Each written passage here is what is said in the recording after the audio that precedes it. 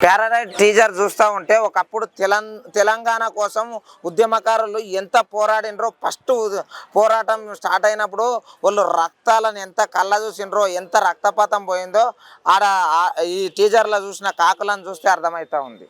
నిజం చెప్పాలంటే భూమి కోసం జాగ కోసము భుక్తి కోసం ఎంత కొట్లాడినరో అది కళ్ళకు కట్టినట్టు చూపించినట్టు నాకు అనిపించింది. నిజం చెప్పాలంటే నాని గారి యాక్టింగ్ చూస్తే గూస్ బంప్స్ వచ్చాయి. ఒక కొమరం భీమ్ గారిని చూసినట్టు అనిపించింది నాకు ఆయనను చూస్తే. అసలు ఏంది ఆ దిష్టి తీసుడు ఏంది, నల్లిగుడ్లో దిష్టి, ఇగో బెదరుగుడ్లో దిష్టి అని చెప్పేసి బ్లేడ్లను ఇట్లా పట్టుకొని, అంటే ఒకటి ఏంటంటే తెలంగాణ అంటేనే పౌరుషం అండి. ఏంటంటే ఏదైనా సరే ఒక వ్యక్తి బతకడానికి ఎంత పోరాడినరంటే అంత పోరాడిర్రు. అసలు దొరల రాజ్యాలు ఉండేటివి అప్పుడు ఆ టైంలో. ఇంకొకటి ఏంటంటే ఈ మూవీలో ట్విస్ట్ ఏంటంటే మన మంచు మోహన్ బాబు గారు డైనామిక్ యాక్టర్, ఒక ద లెజెండ్, ద కింగ్, పెద్ద most powerful dialogue king is మన మంచు మోహన్ బాబు గారు. సూపర్ అంటే సూపర్ డైలాగ్ చెప్పిండండి, అది నాకు చాలా నచ్చింది. ఇంకోటి ఏంటంటే ఆయన బ్యాక్ అని అనుకోవాలి. టెల్మీ సినిమా కయ్యద్దులో హీరోయిన్ నటిస్తుంది కదా, ఎలా ఉండబోతుంటారు?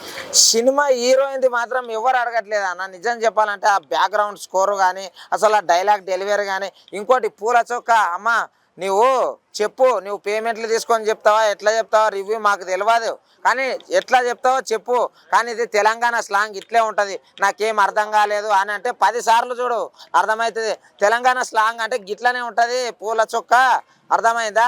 రివ్యూలు చెప్పేటప్పుడు వాళ్ళ కష్టాన్ని చూడు, సినిమా వాళ్ళ కష్టం ఎట్లుంటుంది, ఒక లైట్ మ్యాన్ కష్టం ఎట్లుంటుంది, ఒక హీరో కష్టం ఎట్లుంటుంది, ఒక డాన్సర్ కష్టం ఎట్లుంటుంది, అందుట్లో రివ్యూలు చెప్పేటోళ్ళు మా కుమార్ గారి నయం మీకన్నా తెలుసా? నిజం చెప్పాలంటే పూల చొక్క బ్రదర్, నిన్ను చూసి నేను రివ్యూలు చెప్పడం మొదలుపెట్టే, కానీ నీలాగా నేను ఒకరికొకలాగా వీళ్ళకొకలాగా చెప్పాను. మెగా ఫ్యామిలీది మొన్న ఒక సినిమా రిలీజ్ అయింది, మన అన్న ఈయన వరుణ్ తేజ్ గారిది. ఆయన కామెడీ మూవీ జబర్దస్త్ ఉన్నది. ఆ మూవీ గురించి మంచిగా చెప్పిండు. నాని ట్రైలర్ని అర్థం కాలేదు అది ఇది అని 10 సార్లు చూడు అర్థమవుతుంది. అర్థమైందా? కోట్లు పెట్టిన సినిమాలని కొంతమంది రివ్యూవర్లు ఇలా అనడం కరెక్ట్ కాదు. ఒక్కటి చెప్తున్నా, రివ్యూ రాకపోతే 10 సార్లు చూసి చెప్పండి. డైరెక్టర్కి మాత్రమే హ్యాట్సాప్.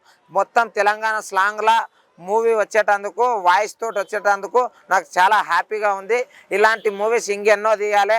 అలాగే తెలంగాణ మన మహబూబ్ నగర్ కింగు ఎవరు తెలుసా, పండుగ సాయన్న కథ కూడా మూవీగా రావాలి అని చెప్పేసి నేను కోరుకుంటూ, జై హింద్, జై భారత్.